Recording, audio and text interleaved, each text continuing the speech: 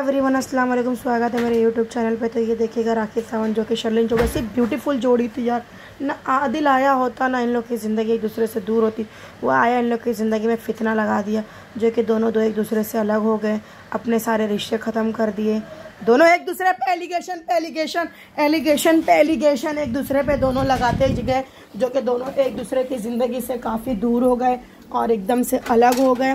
हालांकि इन लोग कभी एक हो नहीं सकते क्योंकि एक फितना आया तो सारे एक कीड़ा आया जो सारे लोगों को गंदा करके चला गया है गाइस।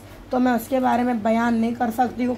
ना वो होता, ना इन लोग की ज़िंदगी में दूरियां पैदा होती और ना एक कीड़ा आता इतने लोग गंदा कर, जो कि राशि की और राखी की जोड़ी ऐसी ब्यूटीफुल माने जाती थी और दोनों एक दूसरे से बहुत प्यार करते थे, बहुत प्रेम करते थे।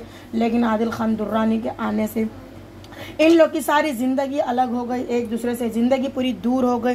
जो कि राखी देखो राशि कितनी ब्यूटीफुल लग रही है। आदिल ना आया होता ना इन लोग की ज़िंदगी अलग हुई होती, ना इन लोग एक दूसरे से अलग हुए होते। लेकिन एक फितना आया, एक गलती नाली का कीड़ा आया जो सारे लोगों को गंदा कर दिया। सारे लोगों को ले जाके राखी के खिलाफ पुलिस केस करवाया, पुलिस स्टेशन करवाया, जो कि इन लोग दोनों मेरी जान को धोखा है। उन्होंने मुझे कहा मुझे बेल दिला, बोले मैं कैसे बेल दिलाऊं? कि यार बीवी होती है, घर वाली होती है, बाहर वाली होती है। बट इस पछतावे के लिए मेरी जिंदगी में बर्बाद और नहीं कर सकती क्योंकि मेरे जान को धोखा है। तो अब ये सब का बदला मेरे से लेगा बाहर। यू नो राखी, आज आपने एक शायरी बहुत ही खूबसूरत सी मारी है कि एक बार जो दिल आता है किसी पे तो उसे भुला नहीं सकती। शायरी किस चीज को लेकर मारी थी? नहीं, जब देखो मिर्जा गालिब जब बने तो उनका बहुत बार दिल टूटा होगा। मैं भी दिल टूट गया मेरा। अब जुड़ने की कोई आकांक्षा नहीं है तो इसलिए शायरियाँ निकल रही है। अगर कोई अच्छा शायर बनना है आपको, मैं सच कहती हूँ, अच्छा मेरी तरह अच्छा शायर बनना है तो बस थोड़ी ठोकरें खाओ, थोड़े धोखे खाओ, शायर बन जाओगे। तो आजकल रात में आप शायरी वगैरह लिख रही हैं? मैं आजकल कुछ नहीं कर रही हूँ, बस लेट ही रहती हूँ, वो शायरी लिखती रहती हूँ। हाँ, लेट के शायरी लेट के ही निकलती है। लेकिन राखी, अभी कल या परसों आपने कहा कि आदिल का कॉल आपको जेल से आया था और उसने कहा मैं डिवोर्स नहीं दूंगा। क्या बात? पहले मैं कहती थी कि मैं उसे डिवोर्स नहीं दूंगी, लेकिन जब मैंने उनका केस देखा, कहाँ जाके मैसूर जाके अपनी आंखों से सारे सबूत सब देखा, तो मैंने कहा कह रहे यार कीचड़ में रहने का मतलब नहीं है। कीचड़ में मैं तो डूब चुकी हूँ, अब ये पूरा कीचड़ मेरे पे आ जाएगा सारी ज़िंदगी में, एक ब्यूटीफुल ज़िंदगी खो बैठूंगी।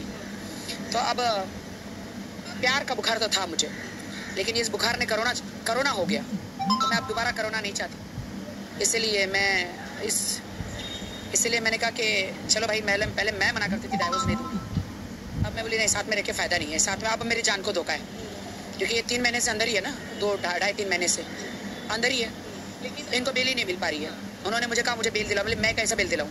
आपको मुंबई से बेल मिल गई है लेकिन वहाँ पे वो ईरानी लड़की को बोलना पड़ेगा आपको बेल के लिए, मैं कुछ नहीं कर सकती। जब तक आप डिवोर्स नहीं देना चाहती थी तब तक तो ठीक था, लेकिन आज जब आदिल ने कहा कि उन्हें डिवोर्स नहीं देना है तो दिल में थोड़ी सी खुशी हुई कि जो चीज़ बहुत खुशी हुई, मुझे बहुत खुशी हुई कि उसे महसूस कराया अल्लाह ने कि यार बीवी होती है, घर वाली होती है, बाहर वाली होती है। आज उसे पछतावा इतना हुआ, उसने पूरा रमज़ान अंदर ही जेल में ही किया और आज उसे इतना पछतावा हुआ है। बट इस पछतावे के लिए मेरी ज़िंदगी में बर्बाद और नहीं कर सकती क्योंकि मेरे जान को धोखा है। अब ये आएगा ना तो अब ये सब का बदला मेरे से लेगा बाहर, यू नो, और ये मैं होने नहीं दूंगी। तो इसलिए मेरी ब्यूटीफुल ज़िंदगी अकेले खाती पीती सोती हूँ, अकेले मैं शायर हूँ मैं, और शायर बन गई हूँ मैं, और मस्त कहते ना मिर्ज़ा गालिब बन गई हूँ, लेडी मिर्ज़ा गालिब मैं। अकेले ज़िंदगी बहुत बेहतर है। लेकिन उन्होंने पूछा आपसे कि मेरे बिना खुश हो, क्या कर रही हो? नहीं, उन्होंने बहुत पटाने की कोशिश की मुझे, हाँ, ऐसे शब्द। मैंने कहा इससे कोई फ़ायदा नहीं है। मैंने कहा वो वक्त था जब मैंने आपको बोला था, आपके पैर तक पड़े थे, आपने मेरे को घसीट के दरवाजे पर लेकर गए थे, बोले वो वक्त याद करो। बोलता तब मैं भटक गया था उन लड़कियों में, वो लड़कियों ने मुझे अपने काबू में कर लिया था। मैंने कहा एक्सक्यूज़ मी, बोले मेरे पास तो इतने आदमी लोग हैं मुझे काबू में करना चाहते हैं, अगर यही सब चीज़ें मैं करके आती कि आप मुझे अपनाते?